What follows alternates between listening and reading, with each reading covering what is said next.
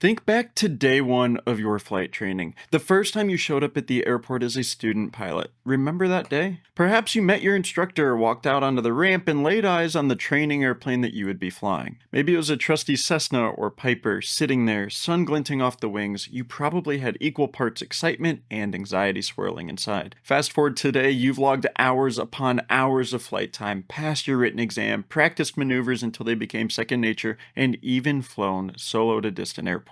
That wide-eyed newbie from day one has grown into a confident pilot in training. The transformation you've undergone is nothing short of remarkable. It's so important before the check ride to acknowledge and appreciate the personal growth. You are not the same person who timidly took the controls for the first time. You've evolved into someone capable of commanding an aircraft through the skies. I want you to pause for a moment and reflect on some of those key milestones in your training. Do you remember the day you finally nailed a smooth landing after wrestling with flare and float for weeks? How about your first cross-country solo when you took off into the blue on your own and navigated to another airport, realizing you truly could find your way through the sky? And of course, a highlight for almost every pilot, your first solo flight. The day your instructor climbed out of the cockpit, gave you a slap on the shoulder, maybe a thumbs up through the window, and you took off alone. The wheels left the ground and it was just you, the airplane, and the sky. What a mix of terror and thrill that was. Many flight schools still follow the old tradition of cutting off a new solo pilot's shirt tail to commemorate that achievement, a symbolic way of saying that student has outgrown the need for the instructor's hand tugging at their shirt and can fly solo. Perhaps you have your own shirt tail proudly pinned on a wall with your name and solo date, a badge of honor marking your independence. If not, you still carry the spirit of that tradition every time you recall how you felt after that first solo, invincible, free, and forever changed. Each of these milestones wasn't just about ticking off an item in your logbook, they were transformative moments. Early on, maybe you struggled with things like radio communications or stall recoveries. Those might have intimidated you at first, but with each lesson you grew. You developed discipline from studying the regulations and aircraft systems. You built resilience by pushing through those tough lessons. And we all have those days where nothing goes right. Perhaps a frustrating session practicing crosswind landings or navigation when winds didn't behave. You learned to take feedback constructively. That thick skin and eagerness to improve are now part of who you are. Flight training has a way of shaping character. It demands focus, responsibility, situational awareness, and humility. And guess what?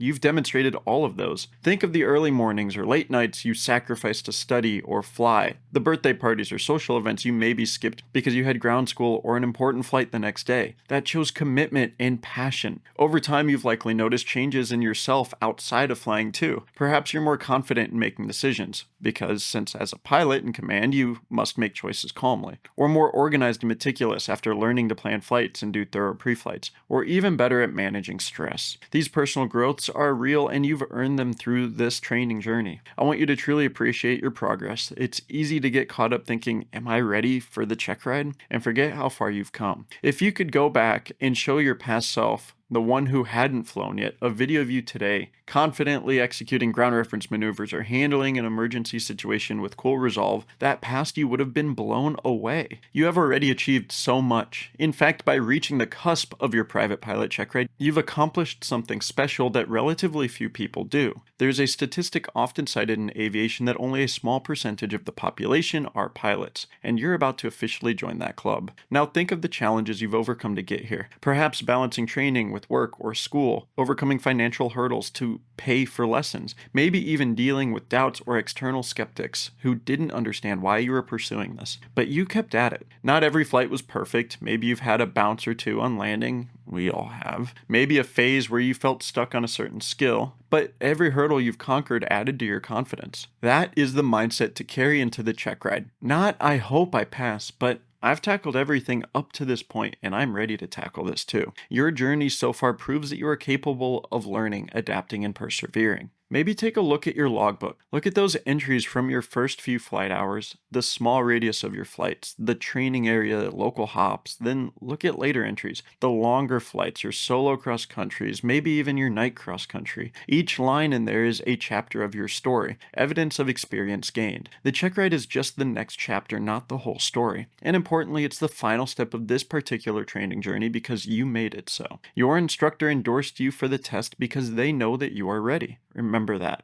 A good instructor would never send a student to a check ride unless that student consistently flies to the standard or better and is safe. One piece of reassurance many instructors tell their students is, I would not have signed you off if I didn't think you were ready. It might sound cliche, but it's true. By the time a CFI signs that recommendation, you've essentially proven your capabilities to them in mock or practice check rides, so have confidence in their confidence in you. Take pride in how far you've come, the skills and knowledge you now possess, the person you've become through flight training. These are things no one can take away from you. That is the foundation you bring into the check ride. When you sit down with the examiner, remember that you have arrived at this point through hard work and passion. The check ride isn't about catching you in a gotcha moment. It's about showcasing the aviator you've become. In fact, one experienced pilot said something that stuck with me. This is the first time in an airplane that you get to show off. Think about it. During training, you were always learning and being critiqued, but on check ride day, you get to demonstrate to show the FAA, via the examiner, how well you can fly. It's like a recital after months of practice. Reframing it that way as a chance to shine can really change how you feel. You're not begging for a passing grade. You're confidently presenting your skills that you've honed with so much effort. As we move on, keep this personal journey in the forefront of your mind. Every success and setback you've experienced in training has prepared you for tomorrow. You have transformed from someone who merely dreamed of flying into someone who does it, and that transformation is what will carry you through the check ride successfully. Next, we're going to widen the lens and draw inspiration from the wider world of aviation. Just as you've grown through training, countless pilots before you have faced their own trials and triumph. Let's look at some of their stories. I promise some of them will put any challenge in perspective and fire you up with motivation. Every pilot's journey is unique, but in many ways we all follow in the footsteps of those who came before. When you study aviation history or listen to the stories of experienced pilots,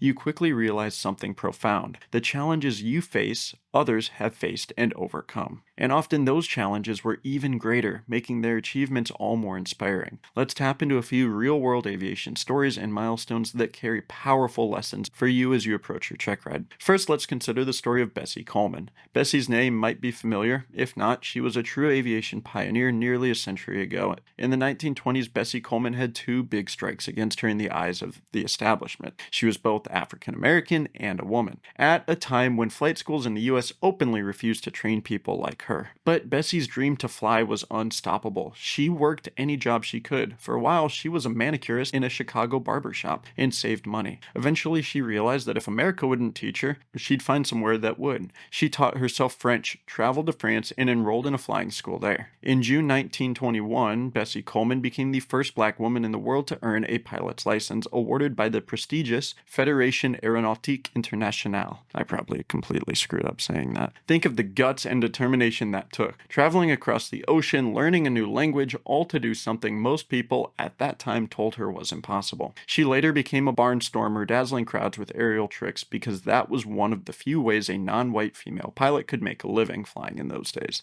Bessie famously said, "The air is the only place free from prejudices," and she felt it was her duty to risk her life to learn aviation so that she could inspire others. Sadly, she passed away in a plane accident in 1926, but not before blazing a trail that inspired generations, including future African American pilots and women aviators who saw her example and said, "Hey, if Bessie can do it, I can do it too." Now, this video is about passing your check ride. Why am I telling Bessie's story? Because it highlights the power of passion and resilience. When you feel nervous about a check ride, remember that you carry some of the same pilot spirit that Bessie Coleman had. She refused to let any obstacle, be it prejudice, language, or lack of money, stop her from flying. In comparison, whatever is worrying you, perhaps a maneuver you find tricky or the fear of being under scrutiny, shrinks in magnitude. You've already overcome obstacles of your own to get here. Channel Bessie's unwavering determination. Remind yourself that the drive that brought you this far is the very same drive that propelled pioneers to achieve amazing things. You belong to that lineage now, the lineage of those who dare to fly in spite of challenges. Next, let's take inspiration from another arena, the seasoned professionals who weren't perfect. It might surprise you to know that even examiners and ace pilots have stumbled at times. There's a saying among flight instructors: every instructor and examiner has a story of a botched maneuver or check ride they struggled with. In fact, examiners are not gods. gods. They're human pilots, many of whom recall being in your shoes. Some DPEs or designated pilot examiners will even admit that they themselves have failed a checkride or two during their career. It's true that plenty of airline captains, military pilots, and other successful aviators had a hiccup on the way up. The key is it didn't stop them. For example, there are airline pilots flying today who failed their very first private pilot checkride attempt or maybe an instrument checkride later on. Yet they learned from it, kept going, and eventually reached the pinnacles of their career. There's an old bit of wisdom. A setback is just a setup for a comeback. The reason I mention this is not to suggest that you will fail, because I deeply believe you can and you will pass, but to remove the taboo and fear around the concept of failure. The worst case scenario, not passing on the first try, is far from the end of the road. Many who didn't pass initially often say later it made them a better pilot. They identified weak spots, fixed them, and never forgot the lessons. One example, the captain of the legendary airline flight Miracle on the Hudson, Chelsea Sullenberger, once noted that learning from mistakes and failure was crucial throughout his training and career, helping him stay calm and effective when real emergencies hit. Now, let's highlight a particularly uplifting real-world milestone to emphasize it's never too late to achieve your pilot dream. Did you know the oldest person to ever earn a private pilot certificate was 87 years old? In 2010, a gentleman named James Colin Warren set that record, proving that age is no barrier if your mind and health are up for it. Mr. Warren was actually a Tuskegee Airman in World War II, one of the first African-American military pilots, but due to circumstances of that era, he never got his civilian private license until much later in life. At 87, he finally did it, decades after his peers had retired from flying.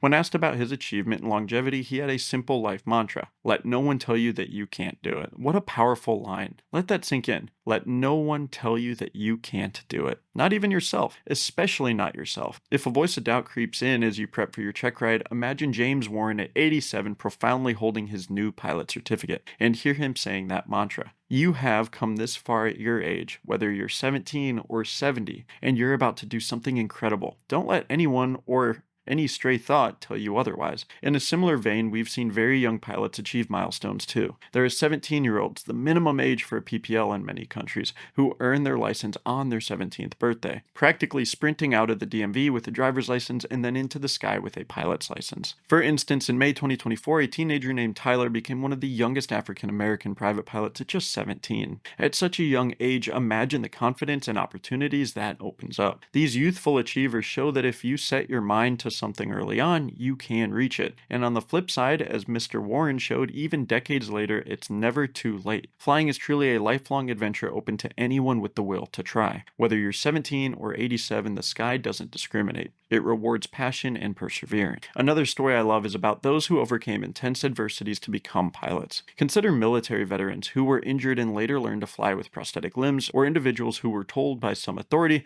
you're not cut out for this, but prove them wrong. One famous example, Jerry Mock, who wasn't held back by naysayers. In 1964, Jerry Mock became the first woman to fly solo around the world in a little Cessna 180. She was a housewife from Ohio with kids at home, not some hotshot test pilot. Many men and women at the time doubted her or outright laughed at the idea. Yet she defied stereotypes, not only got her license, but used it to achieve a world-circling flight, breaking barriers. On a smaller scale, you might have had doubters too. People who questioned why you're pursuing a pilot's license. Use their skepticism as fuel. Proving people wrong can be a sweet motivator, but more importantly, proving yourself right. Validating that inner voice that said, I can do this, is even sweeter. Let's also draw something from aviation history and culture here. Did you know that the very concept of a check ride, a flight test, goes back to the early days of flight? When the Wright brothers taught others to fly in the 1910s, they essentially had to sign off that a student was competent. In World War II, pilot training cadets faced elimination rides to weed out those not ready for combat flying. The idea of being checked and tested is woven into aviation's fabric as a means of keeping our skies safe. So when you do your check ride, you're participating in a rite of passage that every pilot from Orville Wright to the latest airline hire has gone through. It's almost a sacred tradition in our culture of safety and excellence. Thinking of it that way might help reframe it. This is not an arbitrary hurdle, it's a path that connects you to all of the pilots before you.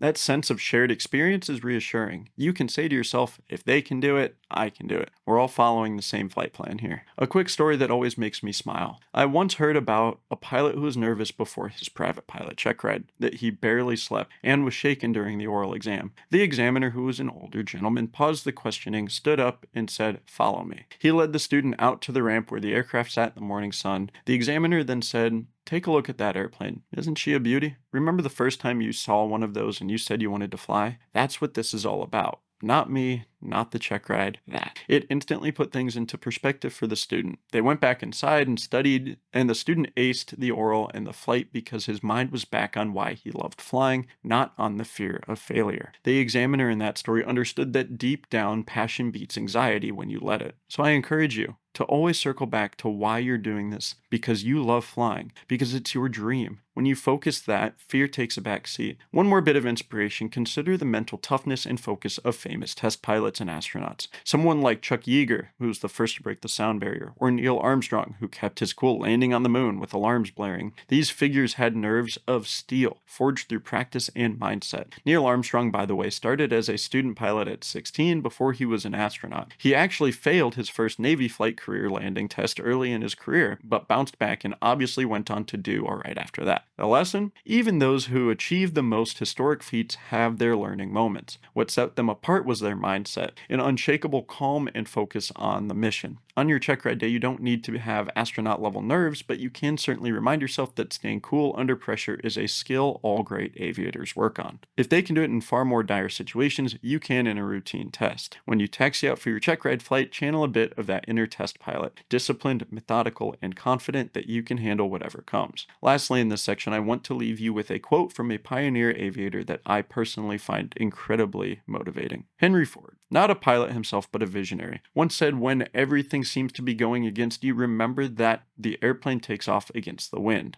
not with it." I love that because it turns a perceived obstacle, a headwind, into the very thing that lifts you higher in your journey. Any adversity, whether it was difficulty learning a concept or just pre-check ride nerves, can be like that headwind. Instead of pushing you down, it can actually help you rise if you lean into it. Butterflies in your stomach before the check ride? Well, that's just the energy you can harness to sharpen your focus. After all, a little adrenaline can heighten your senses. A tough maneuver you struggled with in practice? Because you struggled and overcame it, you now know it more deeply than if it were easy. That's strength gained. Inspiration is everywhere in aviation's past and present. Remember these stories and lessons as you head into your test. The trailblazers like Bessie Coleman, who refused to give up. The everyday pilots who turned setbacks into comebacks. The record setter like James Warren, who reminds us it's never too late and not to let anyone deter us. And that shared tradition that connects you to all pilots. These examples all shout the same message: you've got this. The challenges ahead are just fuel for your engines. Up next, we'll get a little bit more personal and practical. Let's talk about the mindset of a pilot and how to cultivate mental resilience and focus. We've touched on mindset a bit already, but now we'll dive into specific techniques and perspectives that can help you remain composed and confident on check ride day. Think of it as a mental pre-flight checklist for your brain. The pilot mindset, building mental resilience and focus. If there's one thing flying teaches us beyond the stick and rudder skills, it's the importance of mindset. By mindset, I mean the mental habits, attitudes, and inner dialogue that we carry with us into the airplane. For a student pilot about to take a check ride, developing a strong pilot mindset is just as critical as knowing how to recover from a stall or plot a course on a sectional. So let's talk about how you can set your mind up for success, not just for the check ride, but for your life as a pilot. Confidence versus doubt. It's natural to have some self-doubt before a test, but remember the line I mentioned earlier. Check ride stress feeds on doubt. The antidote to doubt is confidence, earned confidence. There's a big difference between cockiness and true confidence. Cockiness is thinking you can't make mistakes. Confidence is knowing you can handle mistakes. The truth is, you know what you're doing. By now, you've performed each required maneuver countless times. You've answered tons of practice oral questions with your instructor. Remind yourself of that. One technique many pilots use is positive self-talk. It might feel cheesy, but it works. For example, as you pre-flight the plane or even the night before, literally tell yourself, "I am ready. I know this stuff. I've flown this plane well. I've got what it takes. Say it out loud if you can, or at least think it firmly. It's not about arrogance, it's about reinforcing the fact that you have the ability. Another great piece of advice the CFI gave me long ago: trust your training. When you sit in the airplane with the examiner beside you, trust the thousands of little actions and decisions you've trained in. From checking fuel to scanning for traffic to setting up for a landing, you've done it all before. Trust that training muscle memory. When doubt creeps in, what if I mess up the short field landing? Answer it. I've nailed plenty of short field landings in practice. I know the sight picture, I know the airspeeds, I will do it like I've practiced. Reinforcing your own competence leaves less room for doubt to whisper. Visualization. A lot of top performers, whether they're pilots, athletes, or just anyone, use visualization techniques to build confidence and reduce anxiety. The night before your check ride or the morning of, find a quiet spot, close your eyes, and mentally walk through the test. Visualize sitting calmly during the oral, confidently answering questions about airspace or weather. Picture yourself pre-flighting the aircraft methodically, nothing amiss. Then imagine the flight. Hear yourself talking through a passenger briefing. That might actually be on the test. Envision the engine start, the taxi out. Play the movie of your check ride in your head. You take off smoothly. You demonstrate maneuvers one by one. For each maneuver, you see the key actions. For steep turns, maybe you visualize rolling in, trimming out, rolling in, trim, outside references, etc., ending right back on your altitude. Picture navigating to your chosen diversion airport with ease, handling a simulated engine out by gliding to a landing spot in your mind. Importantly, visualize success. See yourself doing these actions well. Our brains are funny. If you earnestly imagine a scenario, your brain kind of believes it happening. So visualizing a successful check ride can make you feel, I've done this already. I can do it for real. This will greatly increase your calm and confidence when you do the actual thing, because it won't feel entirely foreign. You've flown it in your head. And if during the visualization you notice a part that makes you tense, say the thoughts of stalls make your heart skip, that's good. You're identifying where to focus some external mental prep. Then revisualize that part repeatedly, each time with you handling it smoothly until the anxiety around it fades. Present moment focus. One hallmark of a great pilot mindset is the ability to stay in the present moment. Anxiety often comes from projecting into the future. What if I mess up? What if I fail? What if X happens? But in a check ride, just as in any flight you perform, it's best by taking it step by step. Treat the check ride like a series of individual tasks, not one gigantic exam.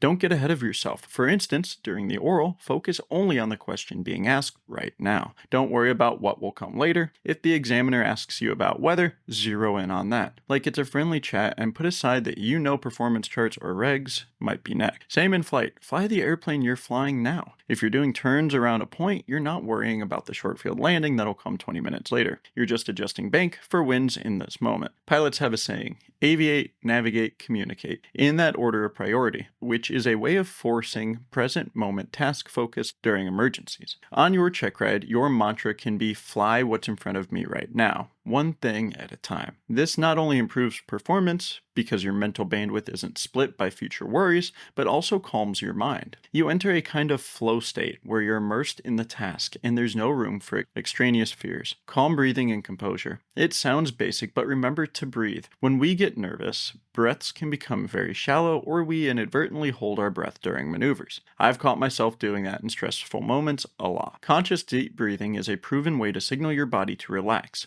If you feel a wave of anxiety, try this in the run-up area or wherever. Inhale slowly for 4 seconds, hold for 4 seconds, and exhale for 6 to 8 seconds. Do that a few times. It physiologically lowers your heart rate and steadies you. Also, don't rush. On the check ride flight, you are allowed to take a moment if you need to collect yourself. For example, let's say you just did a ground reference maneuver and it wasn't perfect. Maybe you got a bit off altitude. Rather than getting flustered, take a second. You can even tell the examiner before the next maneuver, would it be alright if I take a moment to breathe and reset? Most examiners would respect that. They're human, and many have been instructors who helped anxious students. There's absolutely no rule that you must barrel from one task to the next without pause. Composure also means managing mistakes gracefully. If you do make a small mistake, the worst thing you can do is beat yourself up for it in the moment. That can start a cascade of self-doubt mid-flight. Instead, practice what good pilots do. Correct and move on. For instance, if you're under the hood during your instrument references, if you're under the hood doing instrument flight and you accidentally start a gentle bank, once you notice, level the wings and say something proactive like, got a little bit off there, I'm correcting back to level. Then let it go. Examiners don't expect perfection. They expect you to catch and fix your deviations. In fact, showing that you recognize an error and taking the proper actions counts as good airmanship. What they don't want to see is you getting rattled or hiding mistakes. So if something happens, stay calm and address it. This shows that you have the resilience and maturity to handle real-world flying, where, surprise, not everything goes perfectly either. Treat it like a regular flight, almost. A popular piece of advice is to treat the Checkride flight like any other flight with a passenger. In this case, the passenger just happens to be a DPE. But really, imagine it like you're taking a friend up to show them what you've learned. You'd want to fly safely and smoothly for your own pride and your friend's comfort. The examiner is essentially a skilled passenger who wants to be assured that you can get them up and down safely while following some rules. Sometimes thinking of it that way defangs the whole test vibe. One DP I know often tells applicants at the start, pretend I'm just a curious passenger. Show me what you've got and teach me about what you're doing. This approach can put it in a confident role, almost like you're the PIC, which technically you are,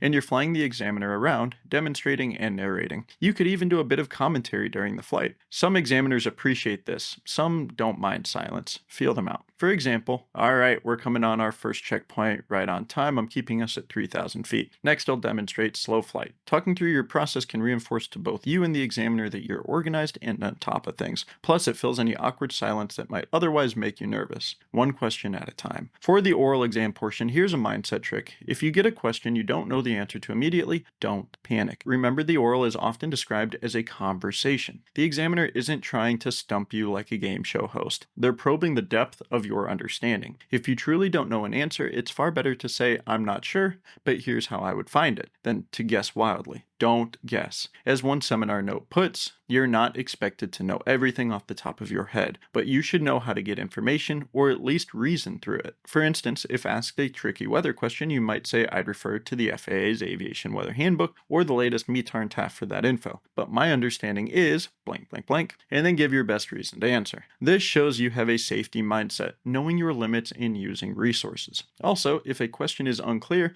it's okay to politely ask for clarification or even admit nerves. I'm a little nervous right now. Could you rephrase the question? They'd much prefer that than you blurting nonsense. Often examiners will guide you to the right answer if you're showing you're thinking through it. They might drop hints or ask follow-ups. It's not adversarial. It's more like they're collectively reviewing with you. So approach the oral as if you're discussing aviation with a respected colleague, rather than being interrogated. This subtle shift in attitude can drop your tension significantly. Prepare, then let go. By this stage, you've probably done your homework. You studied, you practiced, you double-checked the aircraft logs, weight and balance, all that good stuff. Once you've done your diligent preparation, there comes a point where you have to let go of the cramming mindset and trust yourself. The night before, do a brief review of critical items, maybe run through memory checklists or airspeeds one last time, then get some rest. Seriously, sleep is one of the best tools for cognitive function and calmness. A fresh mind in the morning will serve you better than squeezing in an extra hour of late night studying. On Checkride day, stick to your normal routine as much as possible. Eat a normal meal, don't fly on an empty or overly full stomach if you can help it, and do whatever steadies you. Some people listen to calming music on the drive over or do a short meditation. Arrive a bit early so you're not rushed. By this point, mentally say to yourself, I've prepared, now I'm just going to do my thing. If you've ever played sports or an instrument, you might recall how, when the performance or game starts, you can't consciously worry about technique. You have to trust your training and flow. Same with the check ride. Once it's underway, commit to the moment and fly your best. Even enjoy it if you can. This might sound crazy, but some pilots actually report enjoying their check ride because it's a chance to demonstrate all the cool stuff they can do. It's like a capstone flight you get to show off your mastery. Adopting that perspective, even if only partially believable, can tilt it from ordeal to opportunity in your mind. Resilience to stress. Nerves might still appear, but resilience means you don't let them derail you.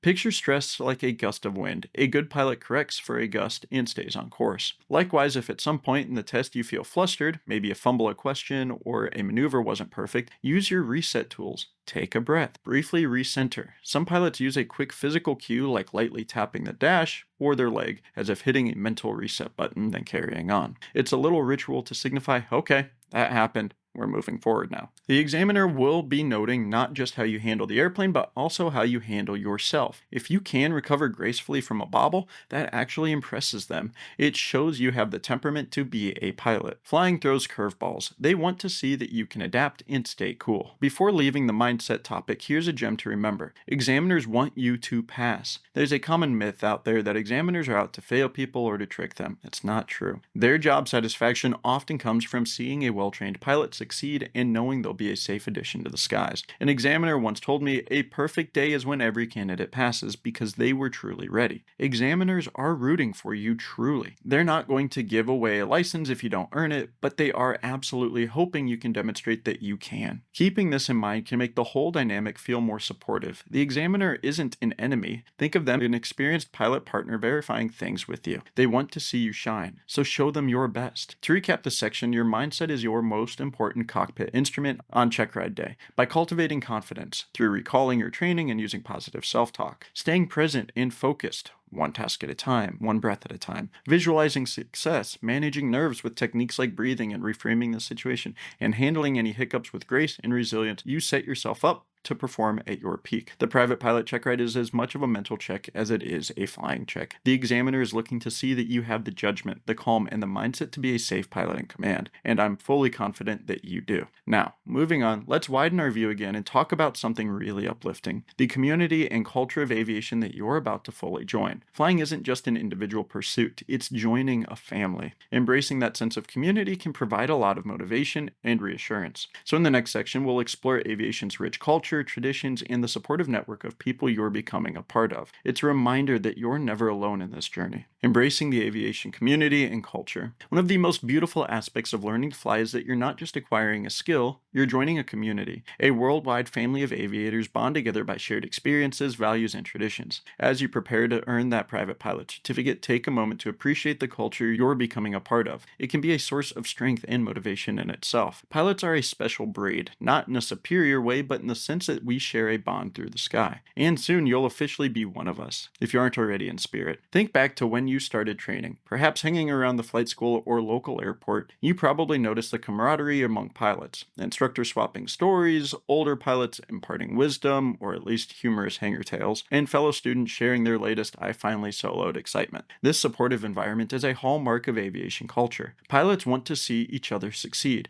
They genuinely root for newcomers. Why? Because every one of us remembers what it was like to be in your shoes. Remember the first time you landed solo and taxied back to the ramp, and maybe a pilot taxiing out gave you a thumbs up or a wave? They knew exactly what you were feeling and were silently welcoming you to the club. No matter where you go in aviation, you have friends you haven't met yet. When you pass your check ride, notice I say when, not if, because that's the mindset, a wonderful thing happens. You become a certified pilot, yes, but also a custodian of tradition. There are fun traditions like we mentioned, maybe cutting the shirt tail after solo, maybe dousing someone with water or presenting them with a plaque. Some communities have their own little rituals. For example, I've heard of instructors who give their students a little captain's epaulet or a set of pilot wings after passing in a mock ceremony. It's all in good fun, but it carries meaning. It signifies membership. Even the phrase "license to learn," as cliche as it is something you'll hear time and time again, because experienced pilots pass that perspective down to fresh pilots. Aviation culture prizes continuous learning and humility, and as a new pilot, you'll be encouraged to seek mentorship and later to mentor others. There's a thread of community mentorship that runs through flying. Today, you're the mentee. Tomorrow, you'll be helping the next student in line, perhaps calming someone else's nerves by sharing your check ride story after you've passed. Speaking of sharing stories, just wait until after your check ride. You will have your own story to tell. Trust me, pilots love recounting their check ride experiences. Some are dramatic. We had to dodge a surprise thunderstorm. Some are funny. I was so nervous I tried to start the plane with the tow bar still on. Examiner had a good laugh. And some are mercifully uneventful. It was actually kinda anticlimactic how smooth it went. Whatever happens, you'll bond with others over it. It's like swapping war stories, except the war was a test of skill and nerve. These stories often get retold for years. In fact, you might already have heard a few from others. They serve a purpose, to remind each new generation that yes, this process might be intense, but it ends and it's worth it. And you'll laugh about the nerves later. Aviation's culture is also rich with history and legacy, which can be deeply motivating.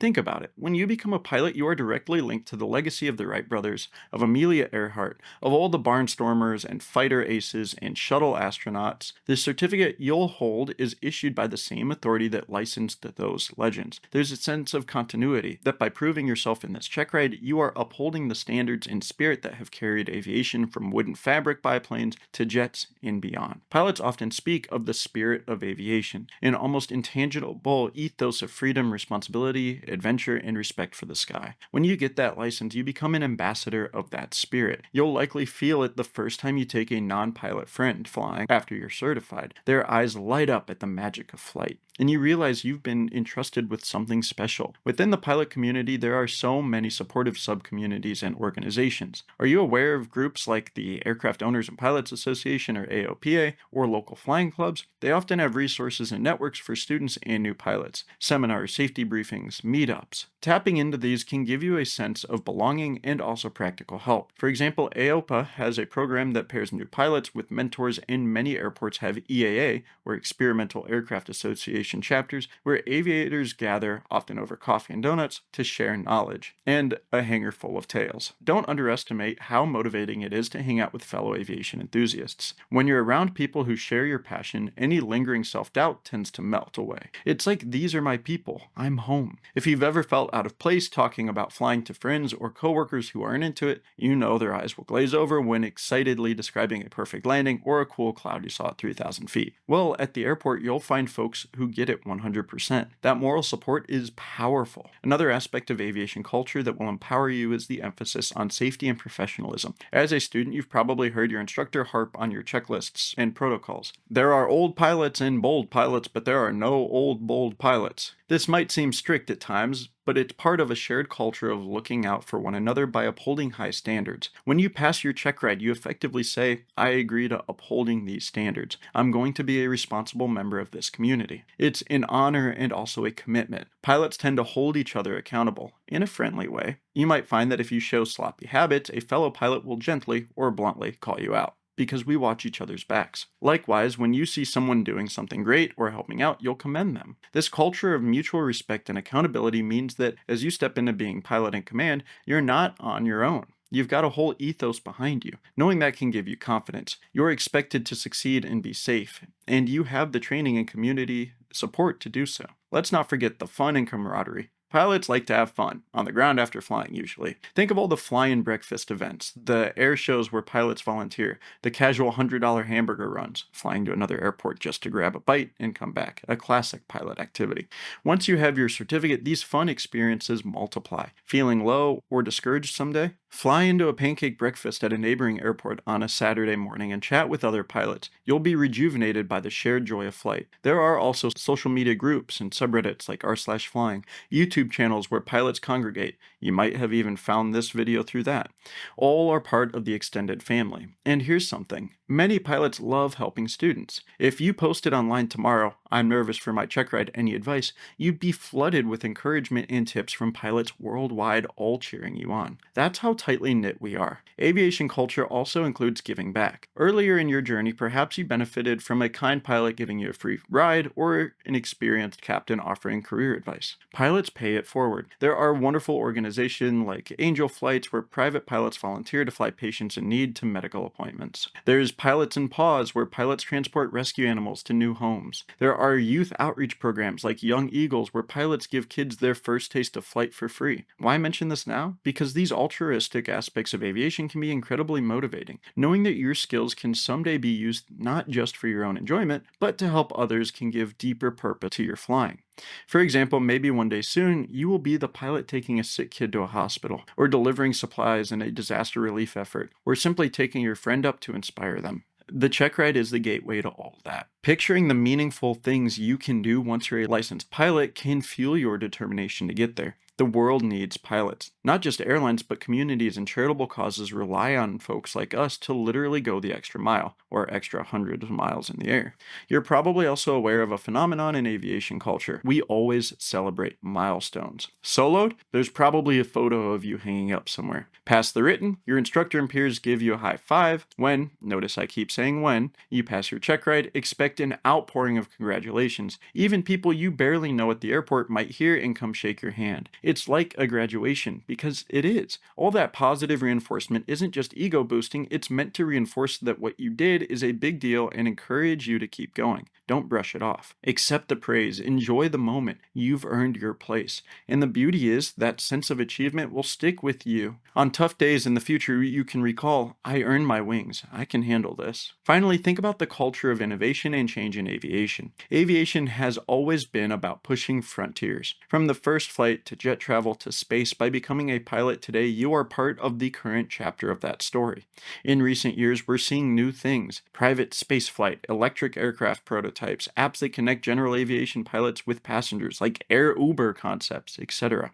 General aviation itself is evolving, but through all the change, the core community values stay constant. Pilots adapt technology. We went from paper charts to iPads and from steam gauges to glass cockpits, but we still share the nod of respect when we see someone in a leather jacket with a headset around their neck at the airport cafe. You might soon be one of those tablet-toting modern aviators, but you'll also relish telling the next generation how you used to actually fold sectionals or how you learned on an old analog instrument panel. It's all part of the lore we share. The culture is dynamic yet rooted in tradition. In summary, you're not doing this alone, and you're not just doing it by yourself. You are becoming part of something bigger, a lineage, a network, a family. Embrace that. Let it comfort you that countless others are out there silently cheering you on because they've been there. Let it motivate you that once you succeed, you'll have a community to celebrate with and future opportunities to pay it forward. The night before my private pilot check ride, one of my mentors told me, just remember, tomorrow is a celebration of all you've learned. That shifted my mindset entirely, from dread to almost excitement. He was right. The examiner is not a firing squad. They're more like an MC, making sure you're ready to join the club officially. And you are. So carry that sense of belonging with you. When you walk into the flight school or FBO on check ride morning, walk in like a pilot, head high with purpose,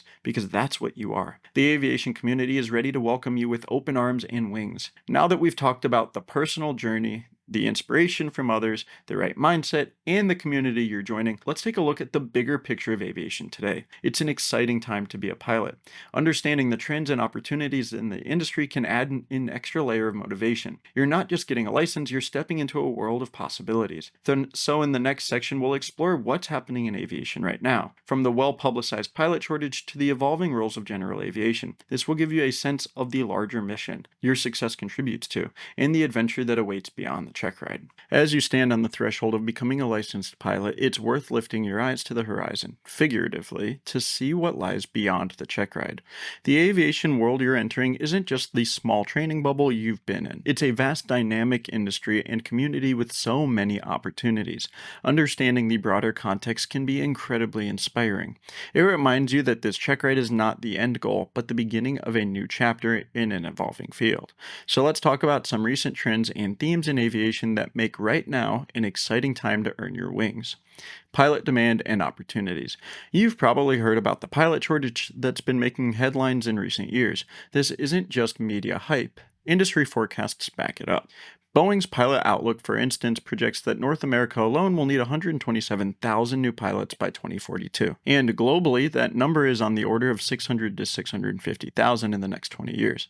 That's a staggering demand. What's driving it? Well, a combination of factors. A wave of senior airline pilots reaching mandatory retirement age, rapid growth of air travel in emerging markets, and not enough new pilots being trained fast enough to replace and grow the ranks. For you as a student pilot in 2025, this is basically the best possible news if you aspire to a flying career. It means opportunity is out there in abundance. Even if your goal isn't to be an airline or commercial pilot, the shortage affects general aviation too. Charter companies need pilots. Even corporate flight departments are feeling the pinch. So by getting your private pilot's license, you're positioning yourself at the start of a pipeline that is hungry for new talent. If you do want to go Professional, your timing is excellent. Airlines have been raising salaries and offering bonuses to attract candidates. Even regional airlines, traditionally a tough slog, are now sweetening the deal for new pilots. Major airlines added over 1,000 pilots in early 2024 alone. The opportunity is real and unfolding now. Even if you're not going pro, the pilot shortage underscores something else: how valuable pilots are. Society has realized we can't take pilots for granted. During the pandemic downturn, we saw a dip, but it roared back, and by now, 2025, airline travel is back to or exceeding pre-2020 levels, and the training pipeline is in overdrive to catch up. Why should this motivate you for a private check ride? Well, it highlights that you're joining a field where your skills are rare and precious. You obtaining a pilot certificate contributes, in however small a way, to alleviate a broader need. And it's nice to feel needed. Also, if you ever consider using your private skills in volunteer context or community settings, know that not a ton of people can do what you do. So if you can make a difference, like being that volunteer angel flight pilot or flying supplies in emergencies, etc. In a very real sense, the world needs pilots like you. When you wake up on check ride day, consider telling yourself, they need me up there. It adds a sense of mission to your test, beyond personal achievement. Evolving roles of general aviation. Let's talk about general aviation, which is what you'll likely be a part of as a new PPL holder. GA covers all non-military, non-airline flying, private, recreational flying, flight training, business aviation, aerial work, etc. The roles of GA are expanding and changing in some intriguing ways. For example, with the rise of the gig economy mindset, there are now platforms trying to connect pilots with people who need rides. It's a sort of Uber for small planes, though regulations around it are tricky. Also, GA is increasingly recognized as an important part of the transportation ecosystem, not just a hobby. During the COVID-19 pandemic, when airlines cut schedules, some communities leaned on GA pilots to deliver essential goods or connect remote places. There are also talks of using small planes for on-demand regional travel, filling gaps between driving and airline routes, especially as electronic aviation develops. There's also talk of using small planes for on-demand regional travel, filling gaps between driving and airline routes, especially as electric aviation develops. Imagine quiet electric planes hopping between towns. By getting your license, you position yourself to potentially partake in these new GA opportunities. Another evolving role: technological innovation and training in flying. As a student, you might have already used some high-tech tools, maybe a fancy flight simulator or modern avionics. The trend is accelerating. VR and AR are being used for pilot training now, making learning more accessible and immersive. Perhaps you even tried some chair flying with VR at home. This means that as a newly minted pilot, you'll have chances to continuously improve using tools that old school pilots never had. If you trained on round gauges, glass cockpits might be in your future. Also, drones and UAVs. While they aren't replacing pilots, they are creating new career paths that sometimes intersect with pilot skills. Many drone operators are manned aircraft pilots too. The integration of drones into airspace is a big trend. Your understanding of airspace and weather gives you a leg up if you ever dabble in that field. Soft skills and the pilot mindset in broader life. We covered mindset for the check ride, but guess what? The focus on good decision making, mental resilience, communication, and leadership that comes with pilot training is highly valued everywhere. Pilots are known for being calm under pressure and having a systematic approach to problem solving. These qualities are increasingly emphasized. Even in professional training, airlines want pilots who are not just technically competent, but also great communicators and decision makers. In the GA world too, being a good air person is about judgment and character. So you passing this check ride isn't just about flying, it's a certification of your mindset and judgment. That can open doors. For example, I've seen people mention their pilot experience in job interviews for completely unrelated fields, and employers are impressed.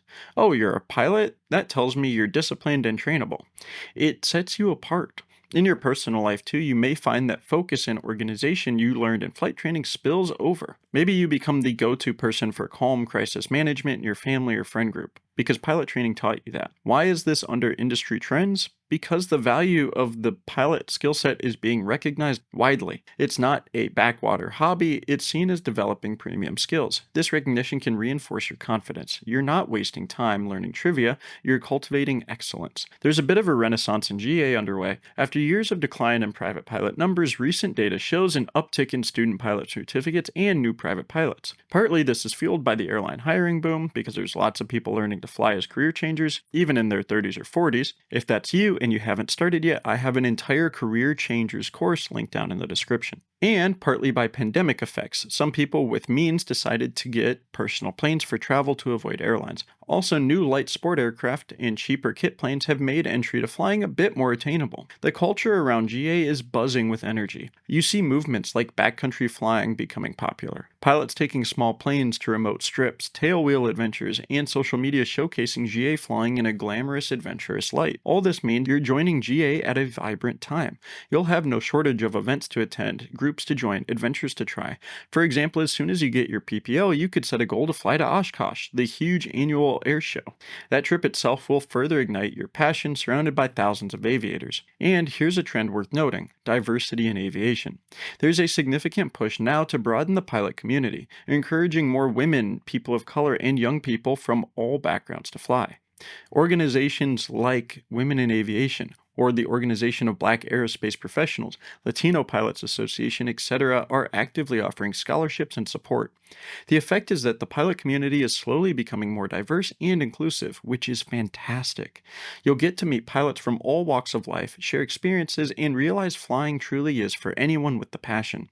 If you come from an underrepresented group, know that the industry is eager to have you and support you.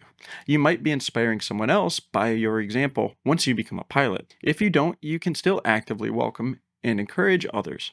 We all benefit from a richer community. The bottom line: aviation's doors are more open than ever, and you walking through yours now means you'll be a part of shaping its future. The future. New aircraft and horizons. On the horizons are things like electric aircraft, urban air mobility like air taxis, perhaps even supersonic travel making a comeback. Some of this sounds sci-fi, but prototypes are flying. By the time you might progress to your commercial certificate or beyond, you could be flying an electric trainer. Some flight schools in Europe already have a few. The skills you are learning now will adapt. Stick and rudder is stick and rudder, whether it's a gas engine or electric motor up front.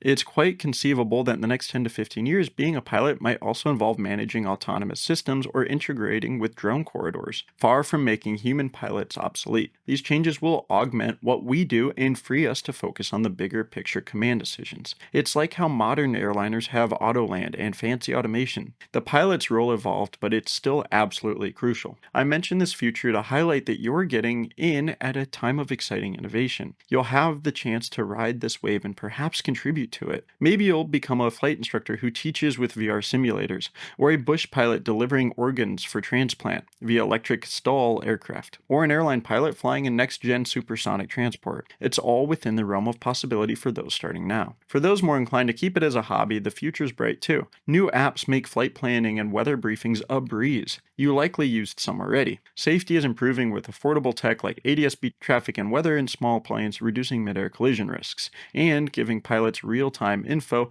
that old pilots could have only dreamed of. The cost of flying, while still not cheap, is being addressed in many ways, from more efficient planes to more flight clubs that share aircraft. The pilot shortage also has promoted some governments and companies to invest in aviation education, meaning more scholarships and outreach that can lower barriers. So flying might slowly get more accessible, fingers crossed. Your personal horizon. Enough about industry, what about you? Take a moment to imagine your own future as a pilot. Dream a little. It's the night before your check ride, but project yourself maybe 1 year from now. What do you see yourself doing with your license? Perhaps you picture taking your family up for their first ride, sharing that joy with your loved ones. Their smiles and amazement will be priceless, and you'll be the one who made it possible. Or maybe you see yourself on a cross-country adventure, flying to a beautiful national park area, landing at a small airstrip and going camping. The plane made it an afternoon trip instead of a full day drive. Maybe you aspire to get an instrument rating next so you can fly more confidently in varied weather. Imagine the sense of mastery and the expanded capability when you have that. Or if your eyes are set on professional goals, envision yourself in that airline uniform down the road, or as a fighter jet pilot or a cargo pilot watching the sunrise from 35,000 feet while hauling America's goods across a continent. All of that starts here with this private pilot check ride.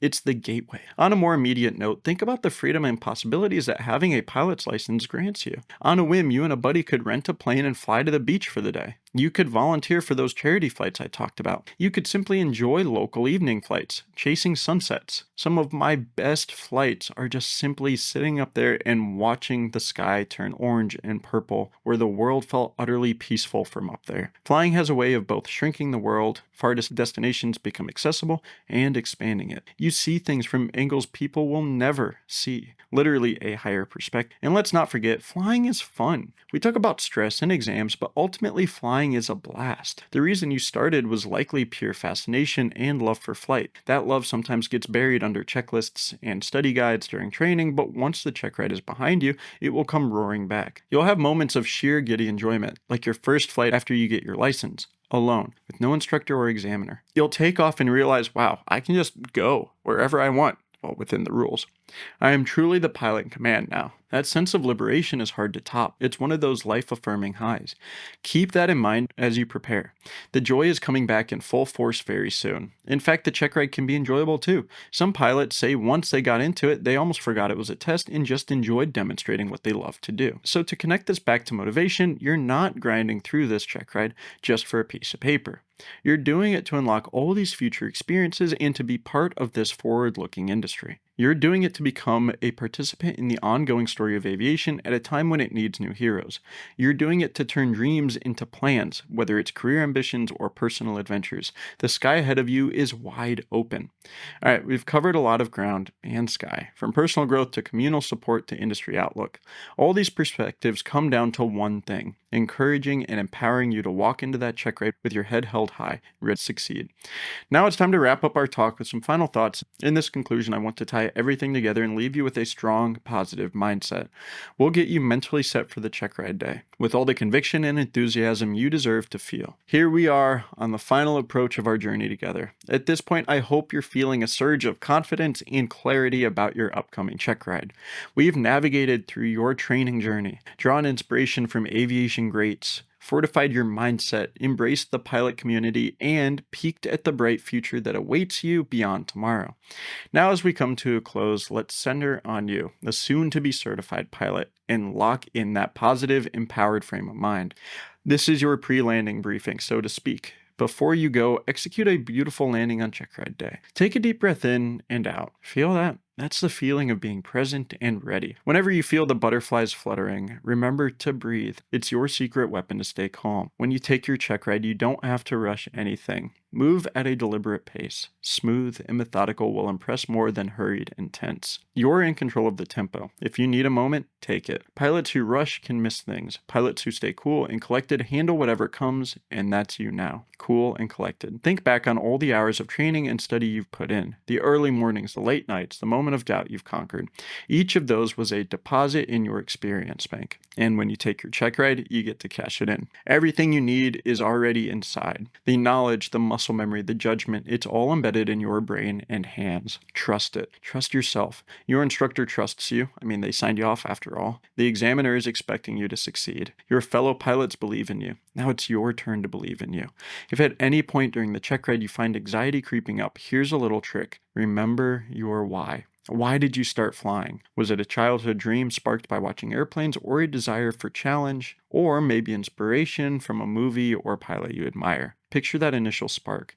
Remember, it's the memory of a little kid at an airport fence watching a Cessna take off, thinking, someday that'll be me. Well, someday is here. You are literally about to fulfill that kid's dreams. That is a joyous thing. Feel the gratitude for how far you've come from those early days of dreaming. Gratitude is a great antidote to fear. It shifts your mindset from, I have to do this, to, I get to do this. How awesome is that? Also, remind yourself that the check ride is, in a sense, a celebration. I mentioned this idea earlier. It's like a graduation ceremony, a capstone flight. Yes, you have to perform, but the purpose is to demonstrate what you know, not to catch what you don't. The examiner has no interest in failing you. They'd much rather welcome a new competent pilot into the ranks. They're looking for reasons to pass you, not to fail you. So give them all the reasons. Fly with confidence. Speak with confidence. And if you don't know something, confidently say, I'd look that up. Or make an educated analysis. Confidence doesn't mean pretending to be perfect. It means being secure in what you do know and honest about what you don't, which is a mark of true airmanship. Let's visualize your check ride in a positive light one more time. You wake up after a decent night's sleep. Maybe you had some excited tossing and turning, and that's okay. You eat a little breakfast, something light that sits well, maybe a banana or some toast, just enough for energy. As you get dressed, you put on maybe your favorite aviation-themed shirt, or even a polo or shirt that makes you feel professional. You look yourself in the mirror and see a pilot. Yes, look at yourself and say, I'm a pilot, because you are. Checkride or not, you've been acting as one this whole time. Today is just the day that the paperwork catches up. You arrive at the airport a bit early, organize your materials. The examiner arrives, greets you, you shake hands, a firm, friendly handshake. You smile, a genuine smile, because flying is something you enjoy. And this is just another flight. As the oral begins, you find yourself easing into it. Perhaps the first question or two, you feel the slight quiver of nerves, but then you realize, hey, I know this stuff. You answer, the examiner nods, maybe gives a small good, or simply moves on. Don't read too much into their expressions. A nod and no follow-up means you nailed it. It starts feeling like a conversation about something you're passionate about. Because it is. Next thing you know, the oral is wrapping up. Maybe they threw a curveball question and you handled it, or you knew where to find the answer and the reference they allowed. You feel a boost of confidence as the examiner says, "All right, that was good. Let's go fly." Out at the plane, you do a thorough pre-flight. You're not going to skip that one extra sump of fuel or checking that hinge no matter how much you want to just get airborne. Remember, demonstrating caution on the ground is just as important. You brief your passenger, the examiner, as if they're a newbie flying with you. Seat belts, air vents, emergency procedures, you cover it. Looking them in the eye, maybe you make a little joke to break the ice. And if you see me doing anything dumb, speak up. Oh wait, you will. Humor is fine if it comes naturally and is respectful. It reminds both of you that you're humans sharing a flight. You start up, call for taxi. As you run through the checklist, you realize the nerves have receded. You're in your zone now, focused on the tasks at hand. This feels like your other flights with your instructor, except quieter in a way, because you're in command and the examiner mostly observes. Takeoff time. You line up on the runway, take a breath, you apply the power smoothly, the engine roars or hums depending on the plane, and you're off. The familiar joy of lifting into the air hits you. This is it. You're doing it. You climb out, and as you turn crosswind or depart the pattern, you feel the mixture of concentration and exhilaration. Now you're in the thick of it. Navigation, maneuvers, etc. One by one, you tick them off. A couple are nearly perfect. Nice. One or two aren't your absolute best. Maybe on a steep turn, you lost about 120 feet instead of the 100 allowed, so you quickly correct and mention it proactively. I'll correct that altitude deviation. The examiner then mentally notes, good pilot. Stays cool and fixes things. Maybe on a stall recovery, you add just a little bit too much rudder and you get just a slight wing drop, but you recover promptly and safely, and you think, not my prettiest, but well within standards and safe. That's fine. You'll find the examiner generally isn't phased. If you keep it safe and within limits, it passes. During a quiet moment, you glance over and the examiner is just sitting there, looking around. No scowls, no head shakes. If anything, maybe a hint of a smile because they enjoy being in the sky too. You realize they seem comfortable, which means you're doing fine. As you set up to return to the airport, they haven't said, let's go back early, which could mean a failure if they saw something unacceptable. They're letting you continue, which is a great sign. Now back in the pattern, you do your landings. Perhaps your short field landing is just a tad firm, but you hit the spot within the standards. Check. The soft field, you grease but roll a little bit longer than ideal, but still within ACS limits. Check. And the final full stop landing, you taxi off and they say those magic words, congratulations, you passed. Maybe they actually say it in the plane, or maybe it's after shutdown, but they will say it. And oh, the feeling, a wave of relief, pride, and excitement. You grin ear to ear and probably say thank you, in a tone that implies, thank you for not killing me with the suspense any longer. They will debrief you, tell you what you did well, take that to heart and be proud. And they'll probably mention a thing or two to improve. Every pilot can improve something. Learning never stops, so welcome that feedback. It's gold for your future flying. But none of those suggestions diminish the fact that you met the standard. You did it. You're a private pilot. Imagine making the phone call or sending the texts to your family, your friends, your instructor. I passed. Those are some of the sweetest words you'll ever say. Your instructor, I guarantee, will feel as proud as if they themselves passed. Your success is their success too. Your friends will celebrate you, maybe with a dousing of water or asking you to take you up on a flight. You'll get that temporary certificate in hand and wow, your name with private pilot on an FAA certificate. It might just be a piece of paper, but it symbolizes a sky full of dreams realized. Now, hold on to that image of you smiling with your new certificate, of the joy and relief. That is waiting for you at the end of the runway the day of your check ride, so to speak. To get there, you just have to do what you've already been doing in training. Your best, with heart and skill Every flight you've flown was practice for this. Every challenge you overcame was a step preparing you. You are ready. In closing, I want to share one of my favorite flying quotes, which feels appropriate as you take this monumental step. It's often attributed to Leonardo da Vinci. When once you have tasted flight, you will forever walk the earth with your eyes turned skyward, for there you will have been, and there you will always long to return. You've tasted flight during your training, and you know exactly what he meant. The sky calls to you. It's where you feel alive and free, your best self. Your Checkride is simply the key to unlock unlimited access to that sky. And I have every confidence that you will succeed in turning that key. So go out there and show them what you've got. Fly with pride in your abilities. Fly safely and thoughtfully like the pilot you've become. Keep your mindset positive. Use those nerves as fuel for focus. You are ready for this moment. In fact, a part of you might even enjoy it. And when it's done, we'll be here to welcome you as a fellow licensed pilot. I truly can't wait to celebrate that with you. You've got this. Now take a deep breath, visualize that successful outcome, and say to yourself, let's do this. Let's fly. Clear skies and tailwinds on your big day, pilot. I'll see you next week.